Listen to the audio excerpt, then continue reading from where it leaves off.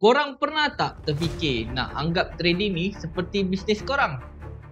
Bayangkan korang ada sebuah kedai kecil. Setiap hari korang tahu berapa stok masuk, berapa kos sewa, berapa yang dijual, dan hujung bulan baru betul-betul tahu untung rugi. Sekarang korang bayangkan trading ni seperti bisnes kedai kecil korang tadi. Dengar macam kompleks kan? Tapi sebenarnya tak. Hai guys, selamat datang ke Soy Academy dan nama saya Syam. Hari ni saya nak bagi korang sedikit tips macam mana korang nak pantau trading korang ni seperti bisnes kecil. Kalau korang masih pantau trading ni seperti main-main, maka korang sedang buat bisnes yang paling berisiko dalam dunia ni. Nak tahu kenapa dan macam mana nak buat sebagai bisnes? Make sure korang tonton sampai habis. By the way, kalau korang baru dekat sini, jangan lupa untuk subscribe. Okey, jom kita mulakan. Kenapa akaun trading perlu dipantau seperti bisnes? Sebenarnya, banyak artikel pakar trading menyebut anggap trading sebagai bisnes, bukan satu perjudian. Kalau korang layan akaun seperti bisnes kecil, korang akan ada visi dan matlamat. Korang akan pantau kos dan korang akan buat laporan. Bukannya buka platform trading, tekan buy atau sell, lepas tu tutup bila dah penat. Kalau korang bisnes, kurang-kurangnya korang kena tahu bulan ni aku belanja sebanyak X.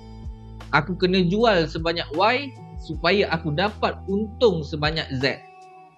Habis tu, dalam trading macam mana pula kan? Dia sama je dalam trading pun. Kena tahu bilangan jualan iaitu trade yang dijalankan. Lepas tu overhead atau cost pula ialah slippage atau spread. Dan untung pula total keuntungan selepas tolak kerugian bulanan. Artikel ni menyarankan supaya trader track NLV account, catat peratus perubahan harian dan buat nota setiap hari.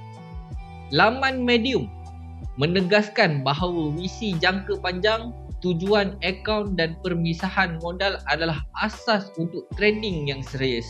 So, kalau korang nak serius dalam bidang ni, tukar mindset korang tu kepada mindset bisnes. Ada 5 komponen bisnes penting yang korang perlu pantau. Pertama, modal dan kos overhead. Kalau bisnes, ini bermakna kos sewa, gaji pekerja mahupun bil elektrik.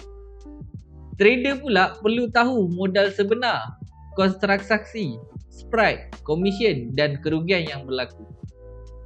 Kalau nak lagi serius, korang boleh tetapkan gaji untuk diri sendiri, contohnya 20% dari keuntungan dan selebihnya disimpan sebagai buffer. Kedua, aliran tunai ataupun cash flow. Bisnes mesti tahu cash in, cash out setiap bulan. Dalam trading pula, korang perlu tahu berapa masuk ataupun profit dan berapa keluar ataupun loss. Make sure korang catat semua ni setiap kali korang trade. Komponen ketiga, penilaian prestasi ataupun KPI. Bisnes mesti ada KPI. Contohnya, sales cecah tak apa yang dia target. Dalam trading pun sama. Korang kena setkan, contohnya KPI bulan ni kau nak untung 50% ataupun lebih. Kalau ada KPI macam ni, vision korang akan lebih jelas. Tapi nombor yang diletak tu kenalah realistik sikit. Janganlah letak 1000%. Komponen keempat, kos risiko. Kalau dalam bisnes ada insurans, dalam trading ada stop loss. Hadkan risiko stop loss korang secara per trade ataupun bulanan. Contohnya, per trade had kerugian ialah 5% dan bulanan had kerugian adalah 20%. Kalau korang capai had tu, stop dulu trade untuk bulan tu. Komponen kelima, perancangan dan strategi jangka panjang. Selalunya, bisnes akan ada plan. Contohnya, nak buka cawangan kedua untuk naikkan skala bisnes. Trading pun sama, korang kena setkan bila nak naikkan modal, bila nak rehat dan bila keluarkan profit. So, daripada 5 komponen ni, kalau korang terapkan dalam trading korang, percayalah korang akan berjaya. Walaupun korang tak reti sangat nak analisis market, kalau korang master benda ni, settle. Mula naik taraf diri korang tu dan mula hari ini. Catat rekod akaun, tetapkan sistem dan anggap akaun trading korang ni sebagai satu bisnes. Apa pendapat korang tentang benda ni? Korang boleh komen dekat bawah.